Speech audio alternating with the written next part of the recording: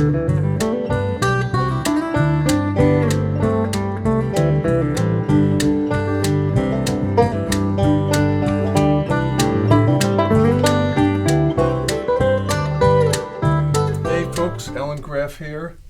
After a short hiatus, Asheville Music and Revolution, episode 17. We've actually made it to 17 episodes. We're hoping to get a lot more to you. Today I have the honor and privilege of having as my guest Louisa Branscomb. Welcome to Asheville Music and Revolution. Thank you very much, Alan. It's great to be here with you and see you today. Yeah. Now, I want to kind of tell you a little bit how I met Louisa. It was sort of like the Facebook thing. I think maybe Facebook told me I should be her friend. And I was her friend, and I was following her. And then one day she popped up with pictures of Alison Krauss and Jerry Douglas. I went, whoa, I know somebody famous. And I wrote her and I said, you'd be interested in my podcast, figuring she'd just ignore me. And she answered me. I was like, oh my God. It sounded great. A famous person is talking to me. Little fish, little pond. Yeah, so, and you live in Asheville. I do. Yeah, and you were at one point in Nashville. Yes, I've been in and out of Nashville. I think I'm on some sort of yo-yo string with Nashville. I keep going back, so I actually was there in my early childhood and then went back in the early 2000s, did 2 albums with Compass Records and focused a lot on upping my game in music. And then the tornado hit my farm in Georgia, and I had to go back and take care of my farm in Georgia. And that was a hard parting. And so now, having survived Helene, another natural disaster, I'm back in Nashville quite a bit and working on what is my 15th album. Cool. How many songs have you written? You know, I don't know. Maybe 1,000, count. maybe 800. I used to be very OC about it, and when I was a teenager and in grammar school, I had all my songs numbered. First I handwrote them, then I learned to type. And I know that when I left college, it was 467. That was the point at which I met Mel Tillis. And so I remember I had my book of 467 songs and played a bunch of those for him. And then I stopped counting. I want to mention 2 connections I have with you. The first one, I'll sing a little tune. Davy Crockett, king of the wild frontier. Yeah. One of my favorites. And then my very favorite. Well, at one point in time. What's that? At one point in time. Way back when. That I heard songs sort of launched your career. Is that true? Or, oh my or gosh. Is that myth? Davy Crockett launched my life. Yeah. Not just my career. Who played it? Was it Wes? I don't know. Yeah. You know, I was a little kid. Did you watch the TV show? Oh, no, we didn't have a TV. Dad didn't get a TV until they went to the moon. Okay. He brought one home the day they went to the moon. But and then he stood in front of it and messed with the knobs, and he said, oh, look, you can make it go up and down and sideways. I don't know if anybody listening remembers how TVs used to be. And we're like, Dad, move out of the way. He's about to land on the moon, you know. And but Davy Crockett, I was at my grandmother's house when I was about 3 or 4. And I was playing on a rug like this in the living room in Nashville. This is Nashville. And I loved that song, and I was singing the song, and I called to grandmother, and I remember she was in the kitchen. And I said, Grandmother, what's a fun tear? And she came in, and I said, why do they have a song with fun and tears together? King of the Wild Frontier. I am like, and she said, well, it's frontier, like the edge of this rug, and everywhere beyond it is the unknown that you can explore. And I'm like, I'm going to be Davy Crockett. I want to explore the unknown when I grow up. And, you know, it's interesting, the things that are goofs in our lives sometimes define our lives. And for me, frontier, I think that's how my life is.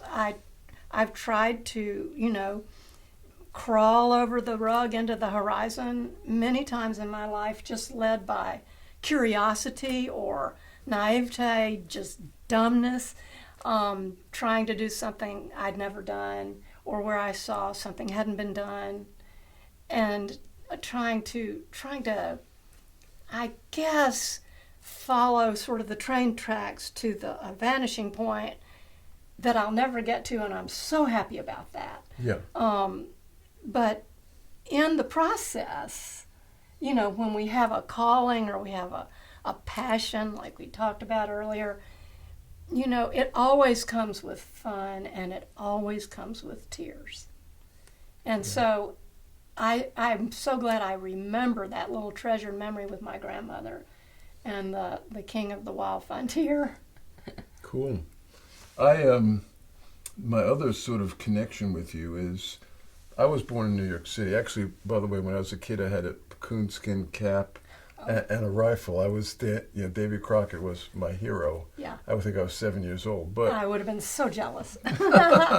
years later, I mean, I started playing piano when I was 10 years old, and I got into it. I was living in a New York apartment, and my mom said, you know, play the softer stuff or we're going to get evicted. But I was raised on Motown and rock and roll. I didn't know anything about bluegrass. You know, I heard, maybe I saw the Beverly Hillbillies, and I saw, Earl Scruggs' tune. I forgot, come listen to the story about a man named Jed. That was my experience with bluegrass. And then I ended up marrying a Virginia girl who wanted to live down in Martinsville, and I said, okay, let's go down there. I want to learn how to play this Appalachian music. It was totally foreign to me and really get the feel for it. So I moved down there, and I was playing at a place called Billy's Flea Market, and it was all the just super hillbillies. And, I walked in there with my New York accent, and at first they were like, who's this guy? And then I told them my wife was from Martinsville, and they were calling me Cuz.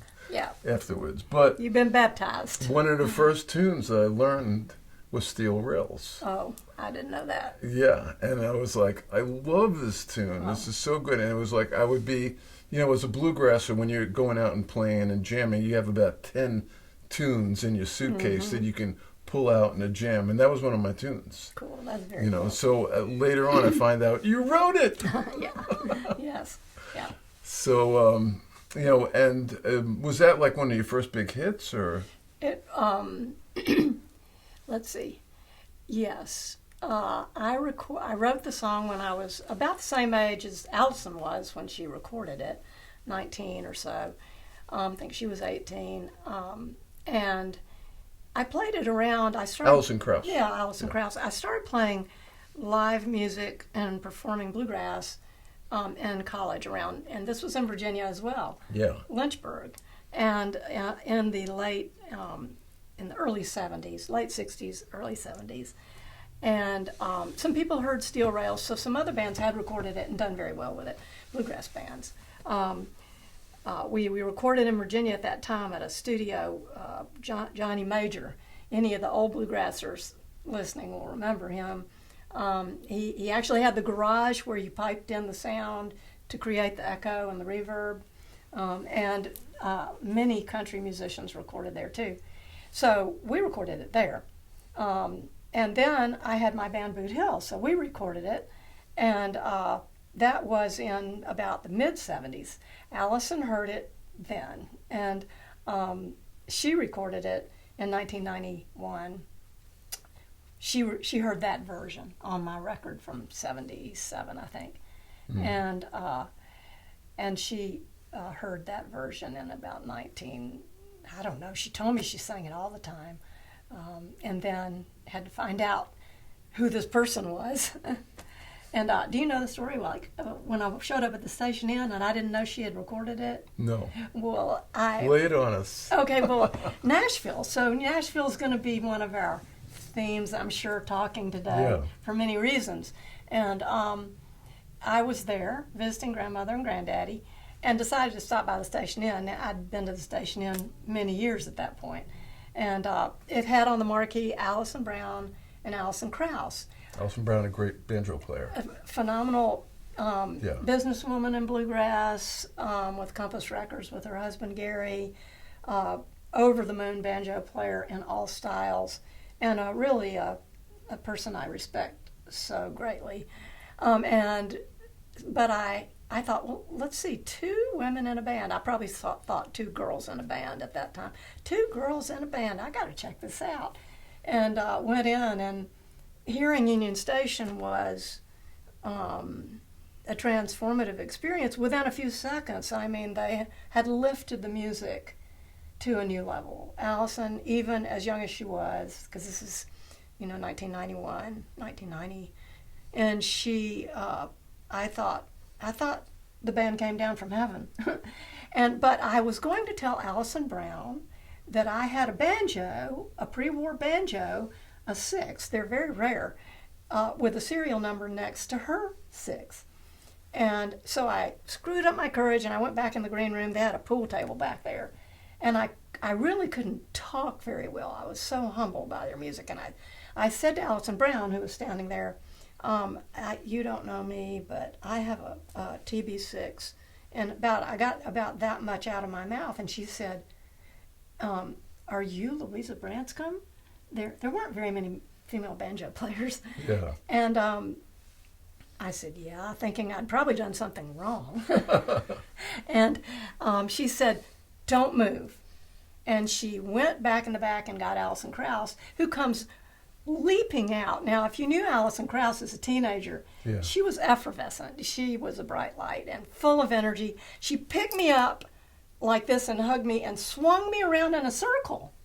And I'm like, okay, this angel came down from heaven and now they're swinging me around in a circle. What's going on here? I really thought I was in some sort of altered state. And she said, do you like it? Do you like it? And I said, what? I love your music. It's incredible. And she said, no, your song, Steel Rails. And I'm like, what about it? And she said, you didn't hear it? And I'm like, no, I just came in. And she grabbed everybody and went back out and played it again.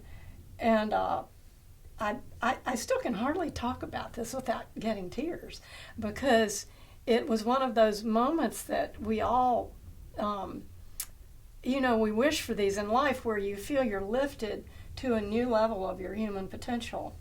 And to be acknowledged helps with that. And I heard them sing, it's a lonely walk for all of us, and so the moments when we have something like this really can change our lives if you let them. And so I had written definitely 14 songs for her between Nashville and going back to Georgia. And she said, bring me another Steel Rails. That's great. Didn't that actually help propel her? It was her breakout. It was a breakout tune. She had great songs. There were other great songs. Did Jerry Douglas play on that too? Oh, he kicked it off. Dear, right. And that's all you have to hear, and you know the song. Yeah. She did it pretty fast. She was 18 or 19, and we did a commemorative version on my last Compass album that had all the women singers who told me they grew up singing Steel Rails. So. That album was called Gonna Love Anyway, and the song Steel Rails had Molly Tuttle, Dale Ann Bradley, Sierra Hull, Jeanette Williams, the members of Della Mae. It had all of the people who had told me over the years that it made a difference for them. I put them on one, and believe it or not, it was an engineering miracle, but it all blended together. Yeah. Let me ask you. Tom Keever, you know Tom Keever? Yes. Tom's a friend of ours. Yeah. We're like protest musicians together. Yeah. He's actually going to come here and we're going to record a tune of his. Oh, that's great. But he said, I had him on my show, and he said, in Asheville, if you throw a rock, you'll hit a singer-songwriter.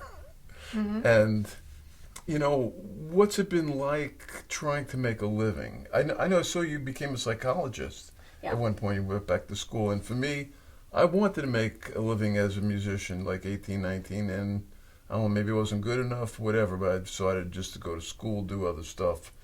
Years later, became a lawyer, but never really made it as a musician, and it's really hard. My sons, try to do that. Have you made a living as a musician, writing songs? Is that an impossibility, or are you an example of somebody who did that? I'm an example of somebody who did what they love during times when it was lucrative and times when it hasn't been. I played full time for 10 years. That's all I did, and bought a house. Now, I'll tell you, I sold a pre-war banjo for $14,000 and had saved $14,000, and the house cost $28,000. But nevertheless, we really played quite a bit, and then I continued to perform really up until now, but not. But I also had my day job. I felt like having my day job would do two things. One is I found it a little bit lonely in the 70s playing music. Not on the surface of things, it was like this incredible lifestyle, meeting all those great musicians in the 70s, Knoxville Grass, and then all the bands who were playing then, that formed progressive bluegrass, as well as the traditional players. I mean, Country Gazette and Sam Bush and all of those amazing musicians. Bella Flex was part of it. Yeah. So the camaraderie was incredible. At the same time, I never really saw a woman for quite a few years, other than maybe the family bands like the Whites or Rhonda Vincent. They were young, very young. It was male dominated. It was just male, period. Male, period. And so I think I myself was not very far on my own journey, but I knew something was missing. I mean, I knew that a deeper connection, I was longing for that, which in music, it wasn't the gender thing, it's just what you do. You show, in those days, you just show up, you play, you take down the sound system, you get in the car, you show up, you set up the sound system. You know, we play 200 gigs a year. Yeah. And, with the bluegrass band? Yeah, with Boot Hill. Okay. Were you the lead singer in that, or? No, I was one of the lead singers. One of the lead singers, okay. Yeah, not the, Sam Sanger did most of our lead, and Gary Brown, who now runs the Myrtle Beach, the Opry at Myrtle Beach, yeah. And then Steve Block was a bass player. Yeah. Let me ask you, you have multiple albums out. You're now working on a new album that still hasn't been released. I got a chance to listen to some of the drafts versions, and let me give you the topic with the name that I'm going to ask you about, with the name of a band, Dixie Chicks. Uh-huh. The Dixie Chicks were one of my favorite bands.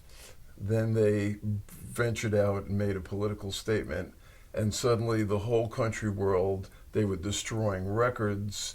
They got, death threats, and then they regrouped. They actually wrote a song saying, "I'm not ready to make nice," and and then changed. And don't forget, they killed off Earl.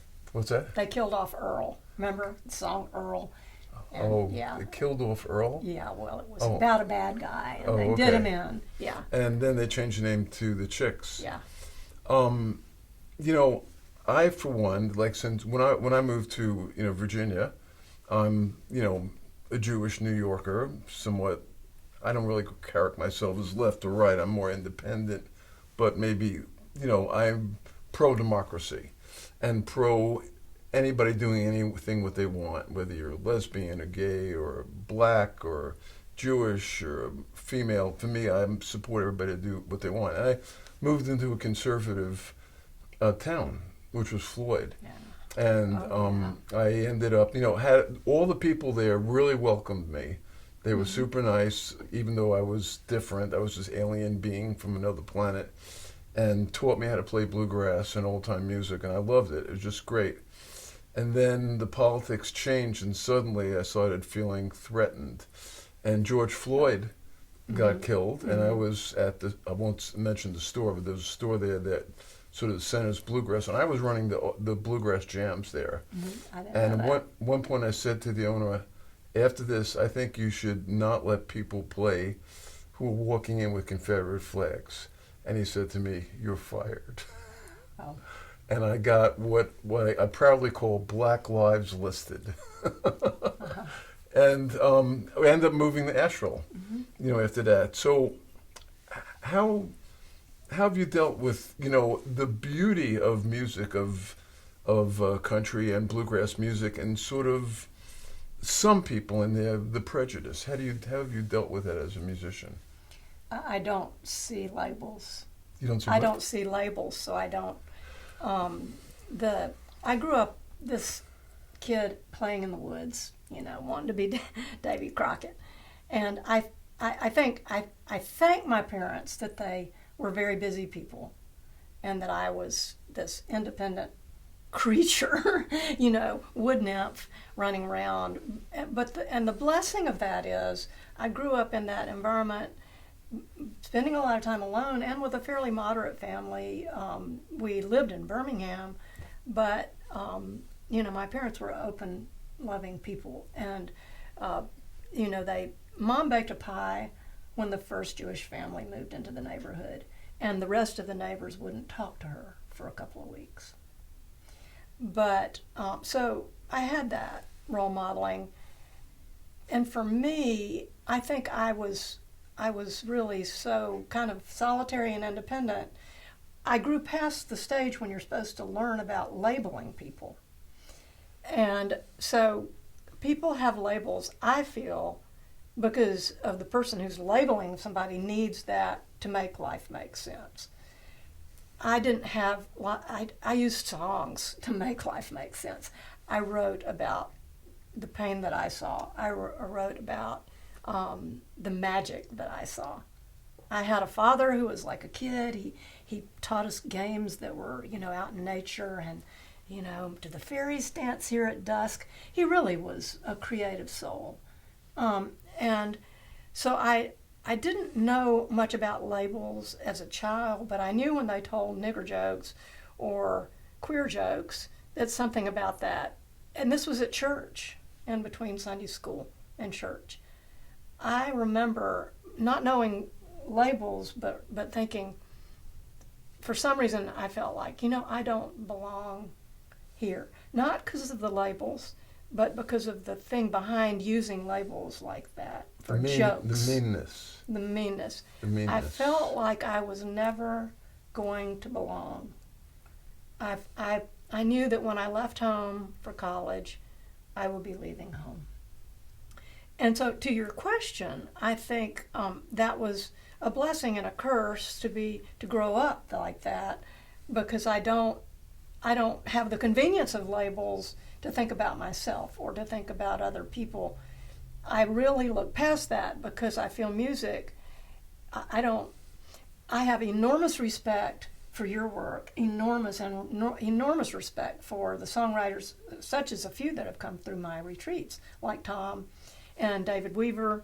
Ginny Waite, Ginny Waite? I don't know her through my workshops, okay. but who you can, there's so many ways to do music. You can do it topically. There is a huge place for that. I mean, that's what Bob Dylan did. He also wrote between the lines. That's right. He did both, and his songs are timeless. I guess what I do as a songwriter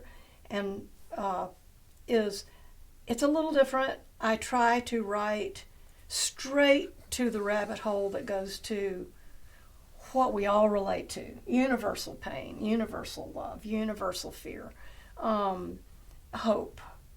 So I like to think my songs are humanistic, but not political. That's what's important to me. When you stand back, if you get far enough away, like one of the astronauts recently said, the world is just this little blue ball flying around through the universe. Yeah. And we're all so much more alike than we think. Yeah. And if I can reach through to something that I say about, a train parked in an abandoned train yard that relates to people's sense of loneliness. Yeah. Or our sense of has-been. We were talking about aging a minute ago. Yeah. If I can I have a song that uses a poem about hope. Hope is the thing without feathers that perches in the soul and sings the song without words and never stops. I have a song inspired by that.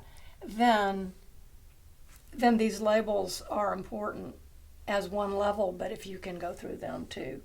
I was very influenced by sort of some humanistic mentors in my life, and Yeah. that's what I do. It's what's natural to me. Poetry is carries more energy than a word like, well, I can't think of a word that doesn't carry energy. Dirt, blue sky is a cliche, but if you can write poetry like some of the writers I really admire. I mean, Tim O'Brien, he writes wonderful imagistic lines. I've been told I'm a poetic writer. I think the rabbit hole through all of our ordinary lives and the battles we fight and the ways we all get labeled to that hole that goes into the great universal world, another dimension, where we're all kin, That's what my hope is for my songs. Yeah, I appreciate that. You've let me listen to your new album, which is still unnamed. Yes. And I'm not going to talk in specifics about it, but I'll have to say I heard 2 tunes on there that I might categorize as somewhat political. And one particular one was about a certain situation that happened that you were part of, and where there was prejudice and hate. And you dealt with that, and to me, it just, that's the sort of songs, particularly in these times, that break me up, and I just, kind of cried hearing it. So that's when a lot of people know Louisa's new album is powerful. And so I guess maybe in your later part of your life, you're venturing out a little bit more from just the universal love and peace, and actually talking about specifics that were troubling, right? You hit the nail on the head. I mean, and maybe it's a nail in my coffin. I don't know. A nice nail. Maybe it's a nail in a new building or a new barn. I need one of those. To me, it was some really powerful tunes. You said that really well, Alan, and I think, I told you briefly that I sort of died not on the operating table, but after the operating table this past year. And when I kind of came out of that fog, and didn't die, I really thought, life is so short, just like we all do when we have an experience like that, although this was really a tricky, this was a hair-raising one. But I thought, I should write the songs I've been too scared to write. I should write the songs about growing up in the Deep South in the 60s. I should write these songs. Now, how do I write these songs when I'm not a political writer? If you listen to a song that's not about politics, and if it's talking about love, if it's talking about loss, it's reaching people. Now, those stories that I grew up with, yes, I think I have, I launched myself into something that my creativity wouldn't let me turn away from. It would have been easy to turn away from these songs, just like I've turned away from them writing about every other frigging thing under the sun I've been writing songs for 62 years. Right. if you go back. And so I thought, I have to write these songs.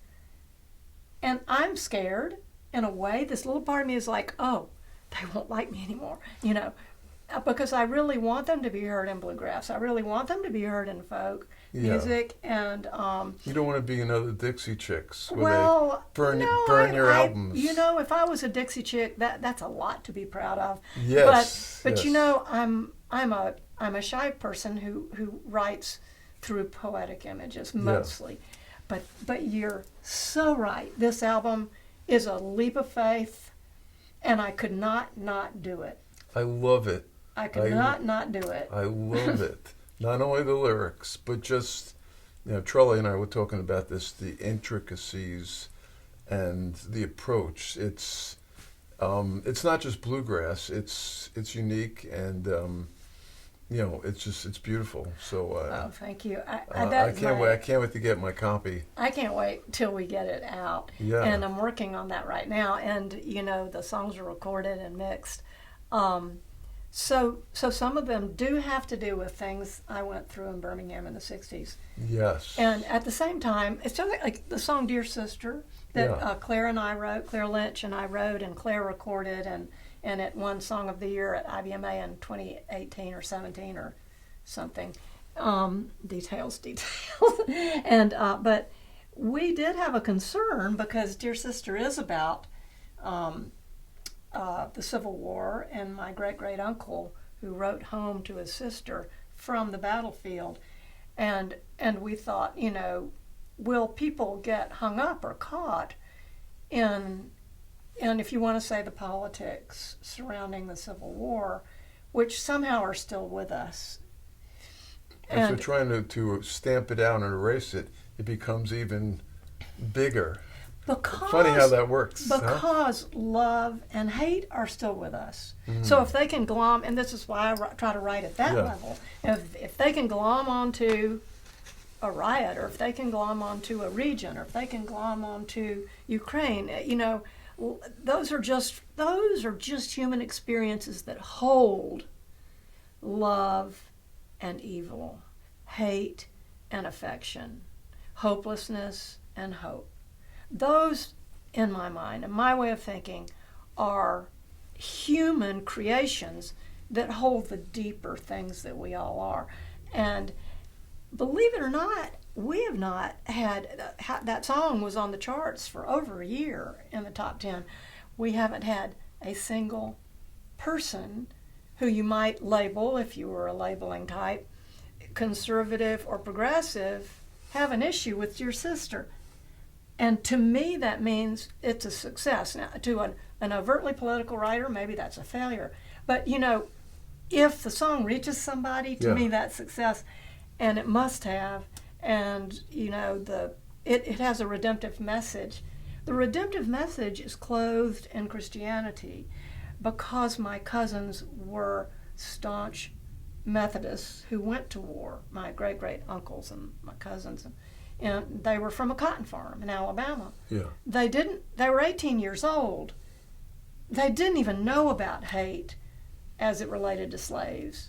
Now, I'm not saying ignorance is an excuse, but they were humans who went to war to protect a way of life, and that's in the song.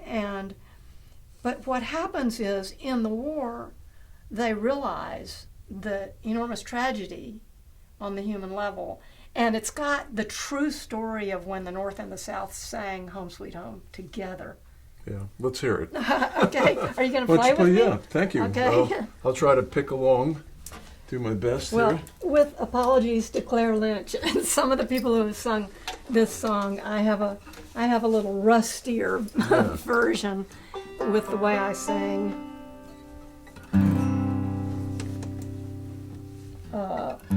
So this is Dear Sister, which I read the book that has the letters from my uncle writing home during the war, and then I asked Claire Lynch if she would come in and help me finish writing the song, because she's from Alabama too, and she's an extraordinary songwriter, and she is very good with ballads, and this is a story song, so written home to his sister from the battlefield in the Civil War.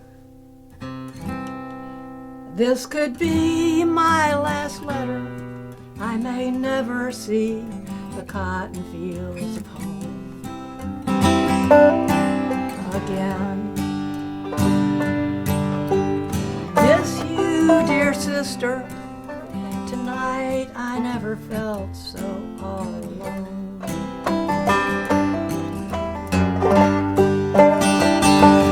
And the fog was so thick that the Stones River stars could scarcely evade the dread and the dark.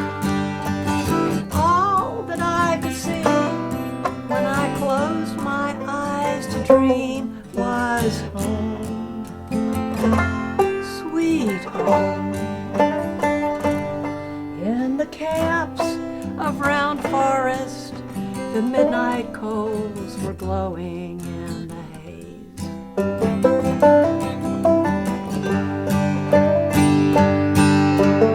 The Union boys sang Hail Columbia, and we sang Look Away, Look Away. In a hush in the rain, there rose a sweet refrain in the dark before dawn. And instead of battle songs, the enemy and we all sang a melody of home, sweet home. So if this is my last letter and I never see cotton fields of home again,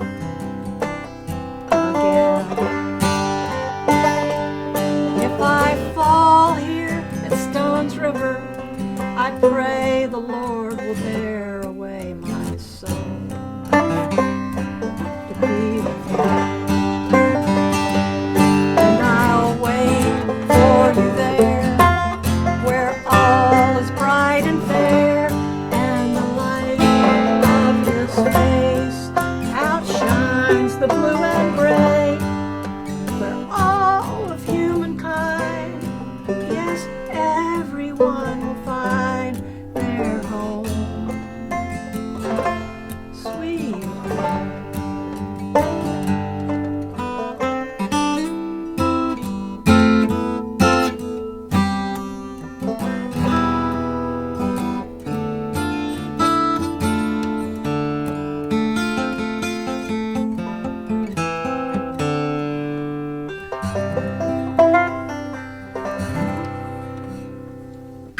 Nice. Thank you for the Civil War backup. Yeah. Another old banjo. Yeah. Not quite Civil War, but 1920. So yeah, that was. But I guess that's what they were, type of music they were playing back then. It's a lot of fun. It's kind of funny you were talking about it. I was like, come on, let's just play it. Yeah. Okay. So you got another one you want to do for us? I could do another one if you want me to. Yeah. Okay, Go ahead. so, I'll just listen. But you know, getting back to what you said, it's I think if you look past the human constructs and labels, Yeah. you know, we all get to have hope, and we all get to have, maybe hope against all odds that connection and kinship will win the game. I don't know if that will happen in my lifetime. I mean, I think it happens on a small level everywhere we turn, and I look for those small things, you know, a kid in the park or whatever. You know, the River Arts District, I went down there today. We have a photo shoot there tonight, and looking at the resilience. For your band, for your new album, the photo shoot? Yeah. Oh, great! First Right photo down the street. Right down the street, yeah. Fantastic. Maybe we use a shot from here on some video or something. Welcome to come back. This is a song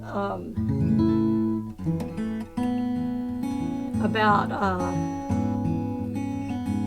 falling in love. Everybody does it, you know, and moving too fast and too soon, and you know, written about a friend, like they say. It's called Your Amazing Grace.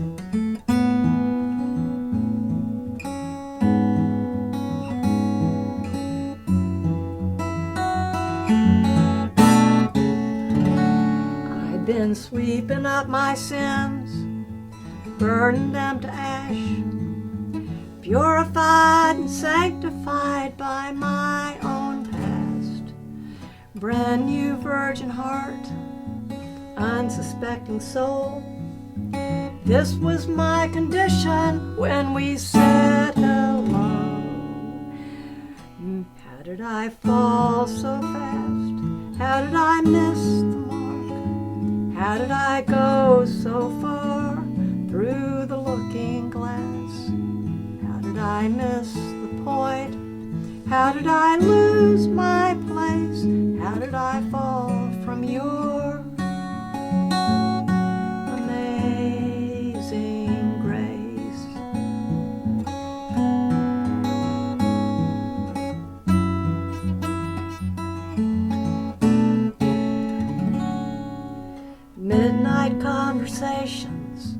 Sweet 16 again, you were the open window, and I flew right in. Oasis for my lips, and the aching in my bones. The hunger of my passion left you all alone. How did I miss the mark? How did I fall so fast? How did I go so far through the looking glass? How did I miss the point? How did I lose my place? How did I fall from your amazing grace? Yes, I wasn't healed at all. I swear it was an innocent transgression. This is my last confession.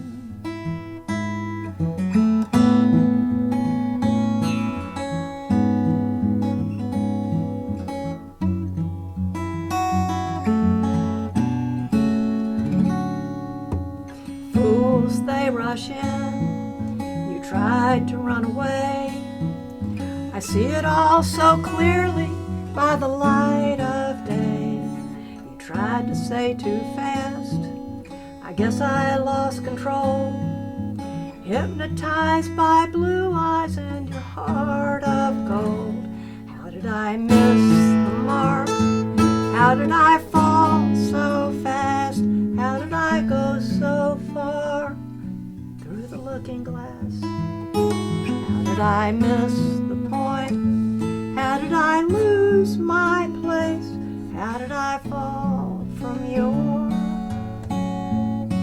amazing grace?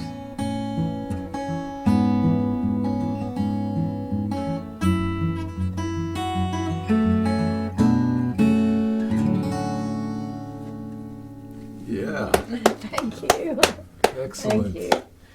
Thank you. Well, thank you so much for being on Asheville Music and Revolution. You were brave to come. If you saw some of my posts, like, what am I getting into? Oh, no. But you're an amazing person. I really appreciate meeting you, and hearing your story, hearing your music is just touching. And hey, you're now got a friend forever. As I say, one of my friends, who's Carlton Harmon, lives in Floyd, he said, I don't care anymore if they give me life imprisonment. I'm 90, so it doesn't matter. Yeah. Yeah. Well, likewise, I just want to thank you for what you're doing here. You've always been a person who doesn't just think things and believe things. You make them happen, and I just appreciate being a little part of what you're doing for music here. Thank you so much. Louisa Branscomb, Asheville Music and Revolution. We'll see you again next time around. Take care of yourselves and be safe. Fight for democracy.